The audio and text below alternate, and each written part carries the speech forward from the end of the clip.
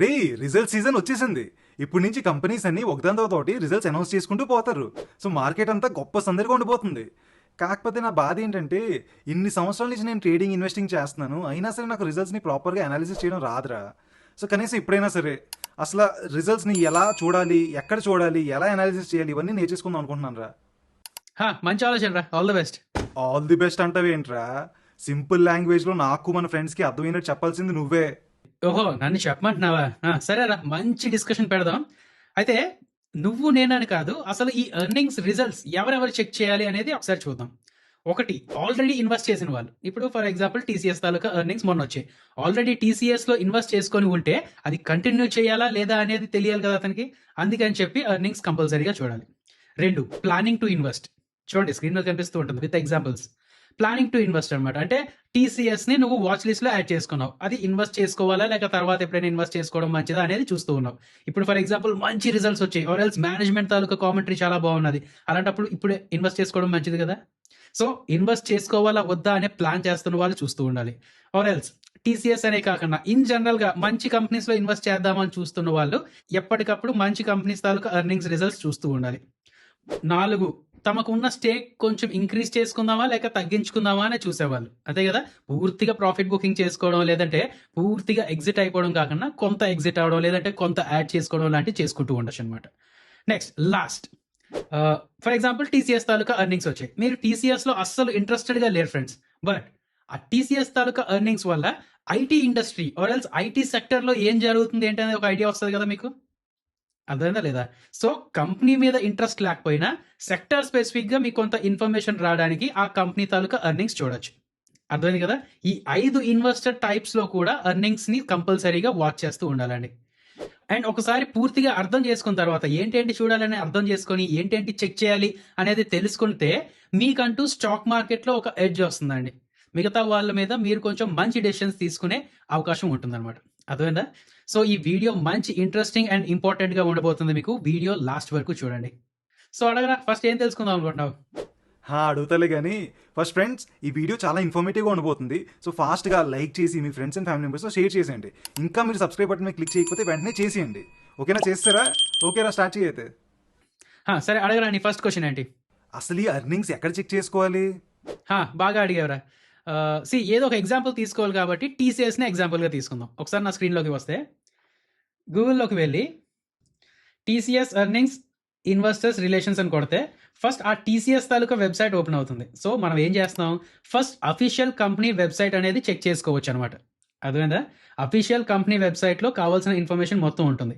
Q4 of FY25లో వచ్చిన revenues ఇది, operating margin ఇది, టోటల్ కాంట్రాక్ట్ వాల్యూ ఇది ఇది అండ్ యాన్యువల్ రిపోర్ట్స్ అని చెప్పి ఉంటాయి. ప్రస్తుతానికి అయితే 2023-24 ఉన్నది. ఇంకా ఇది ప్రస్తుతానికి రీసెంట్గా FY25 తాలూకా యాన్యువల్ రిపోర్ట్ పబ్లిష్ చేయలేదు, బట్ వాళ్ళు పబ్లిష్ చేయగానే ఇక్కడ కనిపిస్తూ ఉంటుంది. సో నీకు చెప్తుంది ఏంటి, first company website, official company వెబ్సైట్లో దొరుకుతుంది. Next NSE, national stock exchange. ఇక్కడికి వెళ్ళి NSE అయినా BSE అయినా ఇక్కడికి వెళ్ళి TCS అని సెర్చ్ చేస్తే టాటా కన్సల్టేషన్ సర్వీస్ వచ్చింది కదా. ఆ కిందకి వెళ్తే ఇక్కడ యాన్యువల్ రిపోర్ట్స్ ఉన్నాయి కదా, యాన్యువల్ రిపోర్ట్స్లో చూసుకుంటూ ఉండొచ్చు. 23-24 ఉన్నది. అలాగే ఫైనాన్షియల్ రిజల్ట్స్ అని, ఫైనాన్షియల్ రిజల్ట్ కంపారిజన్ అని ఇలా ఉంటూ ఉంటాయి. అఫ్కోర్స్ ఇప్పుడు మార్చ్ క్వార్టర్ తాలూకా రిజల్ట్స్ ఇంకా అప్డేట్ అవ్వలేదు, మొన్నే వచ్చాయి కదా, బట్ వెరీ సూన్ ఇక్కడ అప్డేట్ అయిపోతుంటుంది. సో NSEలో BSEలో కూడా చెక్ చేసుకోవచ్చు. BSEలో ఇక్కడికి వచ్చి TCS అని సెర్చ్ చేస్తే ఇక్కడ వస్తాయి అనమాట. ఇక్కడ వచ్చేస్తాయి మీకు కావాల్సినవన్నీ. యాన్యువల్ రిపోర్ట్స్ ఇక్కడ కనిపిస్తుంటాయి, డాక్యుమెంట్స్ అన్ని ఇక్కడ కనిపిస్తుంటాయి.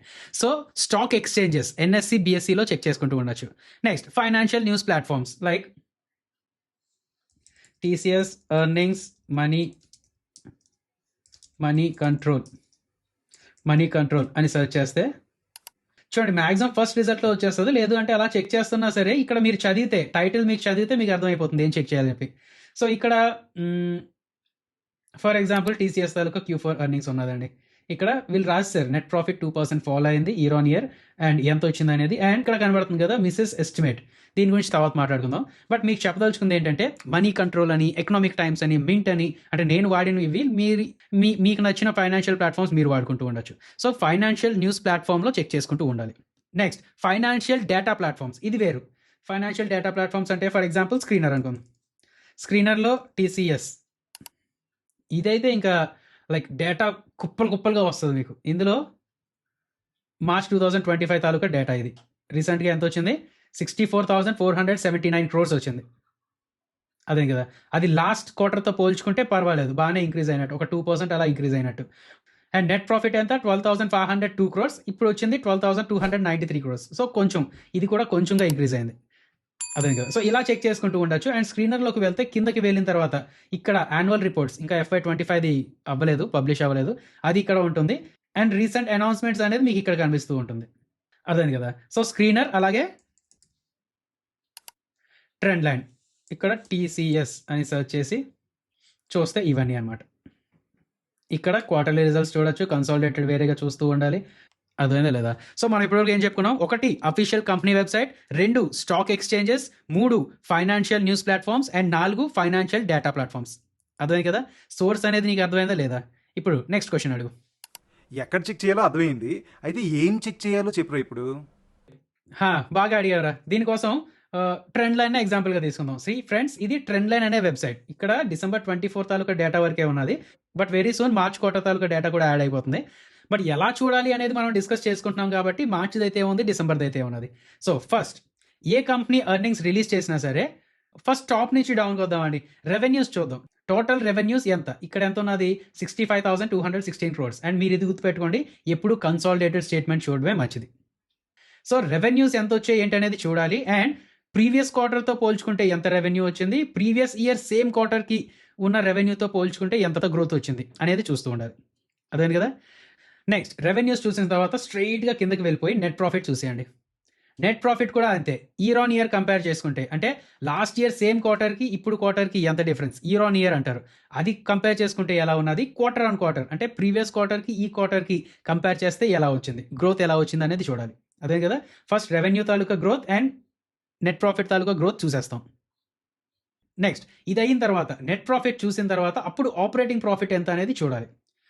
ఆపరేటింగ్ ప్రాఫిట్ అంటే సింపుల్గా చెప్పాలంటే EBIT, earnings before interest and taxes. కొన్ని కంపెనీస్ ఏంటంటే ఎబిట్టా కూడా ఆపరేటింగ్ ప్రాఫిట్లా తీసేసుకుంటారు. సరే, అంత అడ్వాన్స్గా కాకుండా ప్లెయిన్గా మీకు చెప్పాలి అంటే ఇంట్రెస్ట్ అని ట్యాక్సెస్ అని ఇవన్నీ తీయకముందు వచ్చిన ప్రాఫిట్ ఆపరేటింగ్ ప్రాఫిట్. ఓకే కదా, అది కూడా ఒకసారి కంపేర్ చేయాలండి. ఎందుకంటే ఈ ట్యాక్సెస్ అని ఇంట్రెస్ట్ అని ఇవి ప్రతిసారి ఒకేలాగా ఉండవు కదా. ఈ టైంలో ఇంట్రెస్ట్ పెరిగిందేమో, ఫ్యూచర్లో ఇంట్రెస్ట్ తగ్గిన తర్వాత ఆపరేటింగ్ ప్రాఫిట్ ఎంత ఉన్నది అనేది తెలియాలి కదా. ఆపరేటింగ్ ప్రాఫిట్ పెరుగుతుందా తగ్గుతుందా అనేది తెలుస్తూ ఉండాలి లేదా. నెక్స్ట్ మీరు ఇంకేమైనా చూడగలిగితే ప్రతి దాంట్లో మార్జిన్, ఇప్పుడు మనం హారిజాంటల్ అనాలిసిస్ చేసుకున్నాం ఇప్పటివరకు. ఆపరేటింగ్ ప్రాఫిట్ ప్రీవియస్ క్వార్టర్తో ఎలా ఉంది, ప్రీవియస్ ఇయర్తో ఎలా ఉన్నది అనేది చెక్ చేసుకున్నాం. నా వెర్టికల్ అనాలిసిస్ చేసుకుంటే ఈ నెట్ ప్రాఫిట్ ఏదైతే వచ్చిందో ఇది రెవెన్యూతో పోల్చుకుంటే ఎంత, ఆపరేటింగ్ ప్రాఫిట్ చూసుకుంటే రెవెన్యూతో పోల్చుకుంటే ఎంత. See for example net profit 10 rupees వచ్చిందండి, రెవెన్యూ 100 రూపీస్ వచ్చింది. So net profit margin 10%. ఇది ప్రతి సంవత్సరం ఇంక్రీజ్ అవుతుందా లేదా, ఆర్ తగ్గకుండా ఉంటుందా లేదా. అలాగే ఆపరేటింగ్ ప్రాఫిట్ మార్జిన్ 100 రూపాయలు సేల్స్ అంతే, ఆపరేటింగ్ ప్రాఫిట్ 50 రూపీస్ అనుకుందాం. సో 50% ఆపరేటింగ్ మార్జిన్ అనమాట. సో ఇవి ఇంక్రీజ్ అవుతుందా లేదా, సస్టైన్ అవుతుందా లేదా అనేది చెక్ చేసుకుంటూ ఉండాలి. అండ్ ఫైనల్గా ఫైనాన్షియల్ స్టేట్మెంట్ అనాలిసిస్కి వచ్చేసరికి ఈపీఎస్ ఒకటి చెక్ చేసుకుంటూ ఉండాలి. ఇక్కడే చాలా మంది తప్పు చేస్తూ ఉంటారు, ఈపీఎస్ అనేది చెక్ చేసుకుంటూ ఉండరు. సి ఫ్రెండ్స్, జాగ్రత్తగా వినండి. నెట్ ప్రాఫిట్ పెరుగుతూ ఉన్నదని తెలిసినా సరే ఈపీఎస్ చూడాల్సిన అవసరం ఏంటనేది మీకు తెలియాలి. సి చిన్న ఎగ్జాంపుల్ చెప్పుకుందామండి. నెట్ ప్రాఫిట్ ముందు సంవత్సరం 100 రూపీస్ ఉండేది, ఇప్పుడు 200 రూపీస్ అయింది. సో ఎంత, ఒక 100% జంప్ వచ్చింది. బట్ ముందు సంవత్సరం సే ఫర్ సపోజ్ 100 షేర్స్ మాత్రమే ఉండేవి, ఈ సంవత్సరం 500 షేర్స్ వచ్చాయి అనుకోండి, అప్పుడు ఈపీఎస్ ఎంత అవుతుంది. Last year 100 rupees profit divided by 100 shares, so EPS 1 rupee. ఇప్పుడు 200 rupees profit divided by 500 shares అంటే 0.4 ఈపీఎస్ తగ్గిందా లేదా.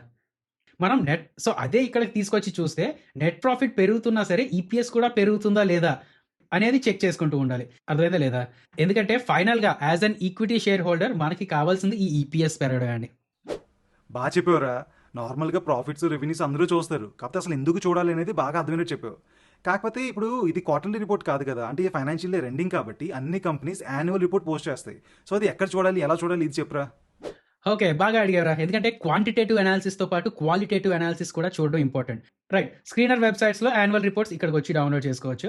యాన్యువల్ రిపోర్ట్ ఓపెన్ చేసుకుంటే ఏదైనా యాన్యువల్ రిపోర్ట్లో ఫైనాన్షియల్ మెట్రిక్స్ ఉండడంతో పాటు ముఖ్యంగా మేనేజ్మెంట్ తాలూకా కామెంటరీ ఉంటుంది. మేనేజ్మెంట్ ఏం చెప్తుంది అనేది చెక్ చేయాలి. ఒకసారి కిందకి వస్తే ఇక్కడ చూడండి కంటెంట్ ఉన్నది కదా, కంటెంట్లో చూడండి ఇక్కడ మేనేజ్మెంట్ డిస్కషన్ అండ్ అనాలిసిస్. నన్ను అడిగితే ఇదే ఇదే చాలా ఇంపార్టెంట్ అనమాట. మేనేజ్మెంట్ ఏమనుకుంటుంది అనేది తెలుస్తుంది. సింపుల్గా కంపెనీ కోసమే కాదు, ఇండస్ట్రీ కోసం, ఆ సెక్టర్, ఆ ఇండస్ట్రీ ఎలా గ్రో అవ్వచ్చు అనేది మేనేజ్మెంట్ ఏం నమ్ముతుంది అనేది ఇక్కడ రాస్తారనమాట. అండ్ దాన్ని కన్సిడర్ చేసుకుంటారు చాలామంది అనలిస్టులు. టీసీఎస్ ఇంత పెరగచ్చు, రేపొద్దున ఇంత పెరగచ్చు అంటారు కదా, దానికి ఇన్పుట్గా దీన్ని కూడా తీసుకుంటారు. మేనేజ్మెంట్ ఏం చెప్తుంది చూడండి. ఇక్కడ చూసుకుంటే ఏ ఆపర్చునిటీ ఉన్నది, ఏ థ్రెట్ ఉన్నది, దానికి టీసీఎస్ ఎలా ఎదుర్కొందాం అనుకుంటుంది, దాని తాలూకు అవుట్కమ్స్ ఎలా వచ్చాయి అండ్ ఫ్యూచర్లో ఎలా రావచ్చు అనేది కూడా తెలుస్తూ ఉంటుంది. చూడండి, ఫర్ ఎగ్జాంపుల్ ఇక్కడ బిజినెస్ అవుట్లుక్ చూసుకుంటే global growth estimated at 3.2% in 2023 అని చెప్పారు అప్పుడు. And is projected to continue at the same page in 2024-25. మొత్తం గ్లోబల్ గ్రోత్ గురించి చెప్పారు. అదే కదా. సో ఎవరికైనా ఇంట్రెస్ట్ ఉంటే ముందు రెవెన్యూస్, ప్రాఫిట్స్ అవన్నీ చూడడంతో పాటు ఈ మేనేజ్మెంట్ తాలూకా కామెంటరీ కూడా చూడడం చాలా ఇంపార్టెంట్. అవును, కొన్నిసార్లు కంపెనీస్ మంచి ప్రాఫిట్స్, మంచి రెవెన్యూస్ పోస్ట్ చేసినా సరే అయినా స్టాక్ ప్రైస్ పడుతూ ఉంటుంది. ఎందుకలా? బాగా మంచి క్వశ్చన్ అడిగారా. ఇప్పుడు ఒక కంపెనీ ఉన్నది, ఆ కంపెనీ తాలూకా ప్రాఫిట్ గ్రోత్ 20% వచ్చింది. నువ్వేమనుకుంటావు, ప్రాఫిట్ గ్రోత్ 20% వచ్చింది కదా, సో పెరగాలి, స్టాక్ ప్రైస్ పెరగాలి అనుకుంటావు. బట్ ఇప్పటి వరకు ఇన్వెస్టర్స్ ఏం ఎక్స్పెక్ట్ చేస్తున్నారు? ఆ కంపెనీ 30% ప్రాఫిట్ గ్రోత్ చూపిస్తుందని ఎక్స్పెక్ట్ చేస్తూ దాని తగ్గట్టుగా షేర్ ప్రైస్ తీసుకువెళ్తే వాళ్ళు డిసప్పాయింట్ అయినట్టే కదా. 30% గ్రోత్ వస్తుంది అనుకుని బట్ 20% గ్రోత్ వచ్చినప్పుడు డిసప్పాయింట్ అవుతారా లేదా? అప్పుడు పడిపోతూ ఉంటుంది అనమాట. సో నువ్వు అడిగిన దానికి ప్రాపర్ ఆన్సర్గా చెప్పాలి అంటే ఎక్స్పెక్టేషన్స్ మీట్ అవుతుందా లేదా అనేది చూడాలి. అండ్ అదే మనం ఇప్పుడు చెక్ చేయాలి. ఫస్ట్ ఫైనాన్షియల్ స్టేట్మెంట్స్ చూసేసాం, నెక్స్ట్ మేనేజ్మెంట్ తాలూకా కామెంటరీ చూసేసాం, 3 అనలిస్టుల తాలూకా ఎక్స్పెక్టేషన్స్ మీట్ అయ్యాయా లేదా, స్ట్రీట్ ఎక్స్పెక్ట్ చేసిన దాన్ని సర్ప్రైజ్ చేసిందా లేదా, లేక మీట్ అయ్యిందా లేదా. ఒకవేళ సర్ప్రైజ్ చేస్తే అది పాజిటివ్ సర్ప్రైజా, నెగిటివ్ సర్ప్రైజా అనేది చూడాలి. కరెక్టే. అయితే మరి అది ఎక్కడ చూడాలో చెప్పురా. చెప్పుకుందాం. అయితే ఇది సబ్జెక్టివ్ అన్నమాట, సిచ్యువేషన్ తగ్గట్టుగా మారుతూ ఉంటుంది. సో నేనేం చేస్తున్నా కొంచెం జాగ్రత్తగా వినండి. అయితే ఇప్పుడు టీసీఎస్ ఎర్నింగ్స్ అనలిస్ట్ రిపోర్ట్స్ అని కొడదాం. ఇదొకటి. ఇంకొకటి ఏంటంటే TCS earnings expectations versus actuals. ఇది కూడా చూద్దాం.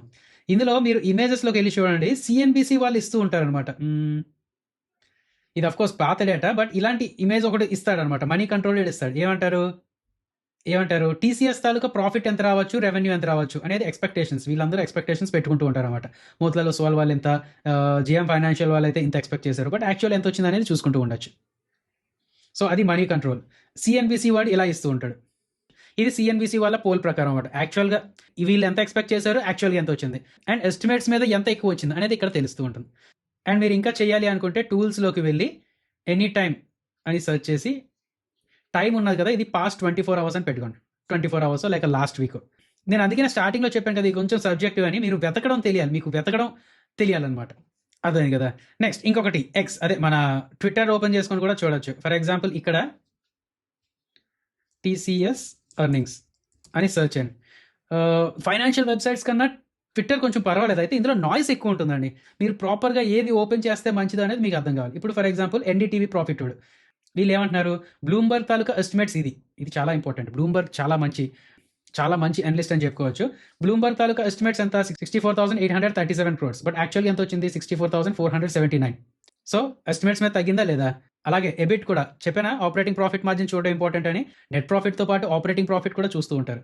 సో ఏది చూసుకున్నా సరే ఇది తగ్గిందనమాట, ఎక్స్పెక్టేషన్స్ కన్నా తగ్గిందా లేదా. అండ్ ఇక్కడ ఇమేజ్ పెట్టి చూస్తే ఎర్నింగ్స్ హైలైట్స్, వాళ్ళు ఏమన్నారు, డివిడెండ్స్ ఇంత ఇచ్చారు, లాస్ట్ 12 months తాలూకా అట్రిషన్ రేట్. ఈ అట్రిషన్ రేట్ ఏంటంటే 100 మందిలో ఎంతమంది మారిపోతున్నారు, 100 మందిలో 13 మంది మారిపోతున్నారంట. దీని తాలూకా డేటా ఒకసారి పాత డేటా కూడా చెక్ చేసుకొని, ఇందాక మనం మేనేజ్మెంట్ తాలూకా కామెంటరీ అని చెప్పుకున్నాం కదా, మేనేజ్మెంట్ డిస్కషన్ అండ్ అనాలిసిస్ అని అక్కడ ఉంటాయన్నమాట, డేటా ఉంటూ ఉంటుంది. అర్థమైందా లేదా. సో ఎన్డీటీవీ మనం చూసాం, అంటే ట్విట్టర్లో చూస్తున్నాం. చూడండి ఇక్కడ సిఎన్బిసి వాళ్ళు రాశారు ఏంటి, టీసీఎస్ మేనేజ్మెంట్ ఏం చెప్తుంది అనేది రాశారు. అర్థమైందా లేదా. సో ఇలా చెక్ చేసుకుంటూ ఉండొచ్చు. ఫైనాన్షియల్ వెబ్సైట్స్తో పాటు ట్విట్టర్ కూడా, అంటే వచ్చిన నాయిస్ని ఇగ్నోర్ చేసి టార్గెటెడ్గా అనాలిసిస్కి మాత్రమే యూజ్ చేసుకుంటా అంటే ట్విట్టర్ కూడా యూజ్ చేసుకోవచ్చు. ఓకే, అర్థమైంది. సో ఎక్స్పెక్టేషన్ రీచ్ అయిందా లేదనే తెలుస్తుంది. కాకపోతే అది పాస్ట్ డేటా కదా. ఇప్పుడు ఫర్ ఎగ్జాంపుల్ ఫ్యూచర్లో ఏం జరగబోతుంది, ఏం అవ్వచ్చు అని ఎలా తెలుసుకోవాలి? అది కూడా ఇప్పుడు మేనేజ్మెంట్ తాలూకా డిస్కషన్ అండ్ అనాలిసిస్లో ఫ్యూచర్లో ఎంత గ్రోత్ రావచ్చు అనుకుంటున్నారు అనేది చెప్తూ ఉంటారు కదా. అండ్ ఇంకొకటి, నువ్వు ఇప్పుడు అడిగింది చాలా ఈజీగా అడిగేసావు కానీ కొంచెం కష్టం. బట్ నువ్వు అది ప్రాపర్గా అనాలిసిస్ చేయగలిగితే, ఇప్పుడు నీ అంతటి నువ్వే మొత్తం ఫైనాన్షియల్ స్టేట్మెంట్ అనాలిసిస్ చేసుకోవాలి అంటే ఓకే, నీకు ఇంట్రెస్ట్ ఉండి అండ్ నీకు నాలెడ్జ్ బాగా ఉంటే ఓకే. బట్ లేదు అంటే అనలిస్టుల దగ్గరికే వెళ్ళచ్చు. For example TCS brokerage reports అనుకోట్టు ఎక్స్లో ఏమంటున్నారు, టీసీఎస్ మీద గోల్డ్‌మ్యాన్ సాక్స్ వాళ్ళు ఏమంటున్నారు? Buy target price 3960. ఎందుకు బై చేయమంటున్నారు వాళ్ళు? Q4 తాలూకా revenue growth and EBIT margin slightly below estimates. అది కాదు రీజన్ బై చేయమనడానికి. Company commentary, flat head count and deferred wage hikes indicate uncertainty. అది కూడా కాదు. Observing delays in decision, project ramp downs and software discretionary spending. అది కూడా కాదు.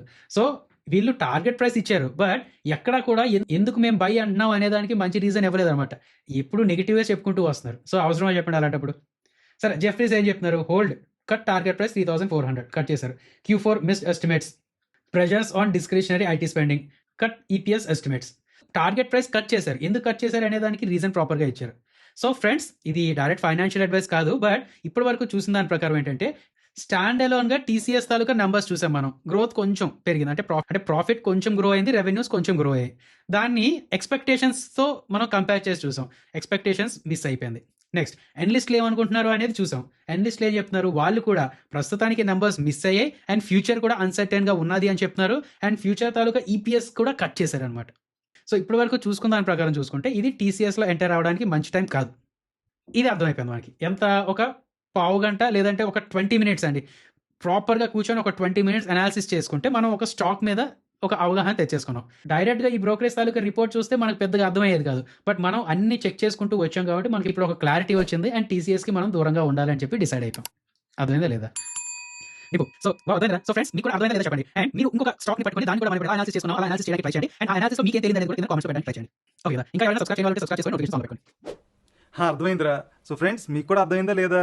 And ఈ దగ్గరలో ఏదైనా కంపెనీ రిజల్ట్స్ అనౌన్స్ చేస్తే ఆ కంపెనీ రిజల్ట్స్ని మీరు ప్రాపర్గా అనాలిసిస్ చేసి ఆ కంపెనీ స్టాక్ ప్రైస్ పైకి వెళ్తుందా లేదా కిందకి వెళ్తుందా అని మీరు ఏమనుకుంటున్నారో కింద కామెంట్ సెక్షన్లో మాకు చెప్పేయండి. ఓకే అయితే బాయ్.